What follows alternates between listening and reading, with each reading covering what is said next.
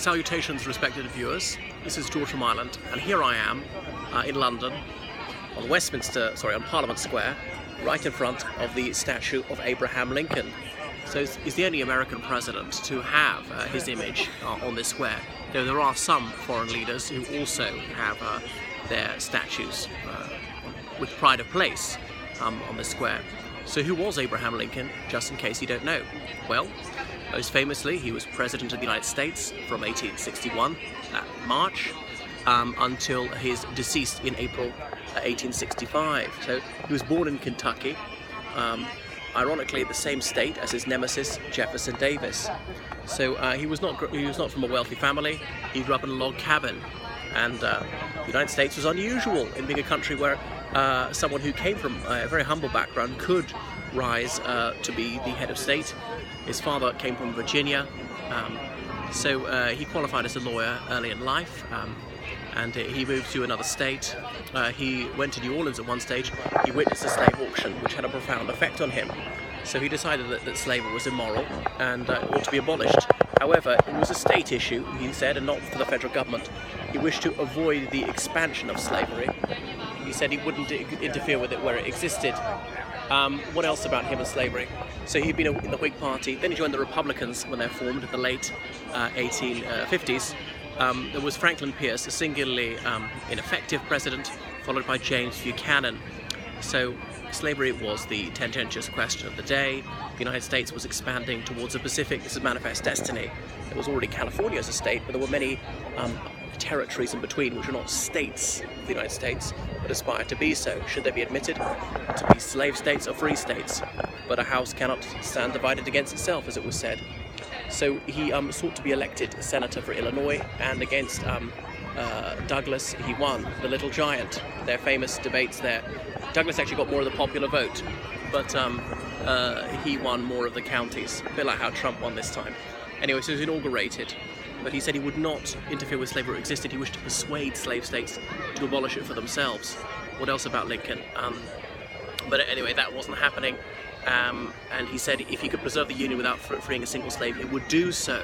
So his priority was to keep the United States united, rather than to grant liberty to those who held in servitude. Then, so some of the southern states started to secede, led by South Carolina.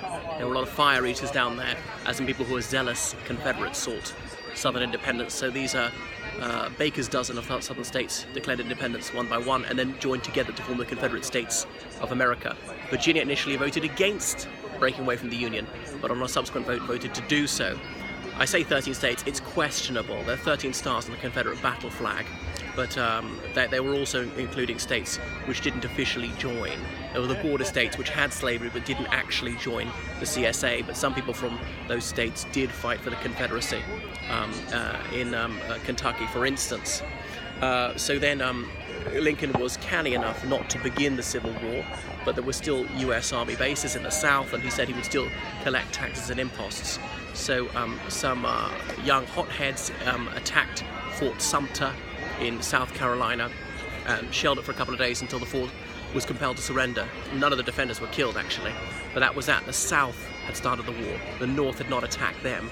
Therefore, he kept opinion united, because some of the Northerners say, well, just let them go with some diplomacy, some sanctions. Perhaps we can resolve this without any bloodshed.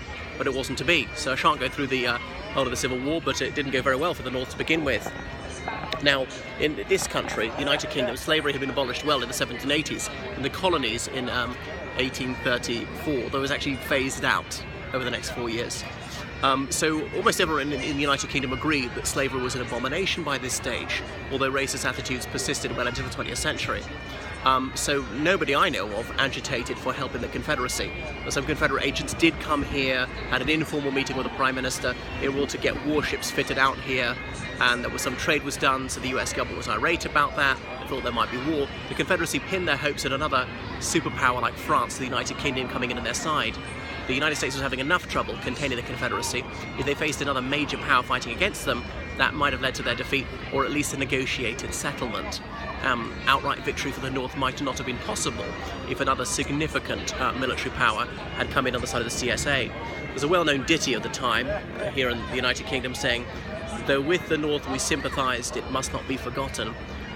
with the South lay stronger ties, and they were made of cotton, because cotton was important to the textile industry in places like Lancashire. And the CSA deluded themselves into thinking that, for economic reasons, the United Kingdom would be compelled to help them in the war. Turned out not to be true. So the war ended in 1865, then at Ford's Theatre in Washington, D.C., Lincoln was assassinated by John Wilkes Booth, born in the United States to British parents. That actor then jumped from the stage and uttered the immortal words, "Sic semper at tyrannus," thus always to tyrants, which is the motto of Virginia. He and his co-conspirators were later rounded up and hanged. Well, is that everything about Lincoln? There's also a statue of him in Manchester. So he was widely lionized here in the United Kingdom, a country which he never visited, but his ancestors had come from. You can see there's a wreath there laid by sons of Union veterans. He's got the stars around him. See his chair behind. And it's got, have I got the right angle? It's got Fasquet supporting it, yeah. I know someone from Virginia who said he'd like to blow up the statue, but there we are. So that's Abraham Lincoln. I'll switch it off now.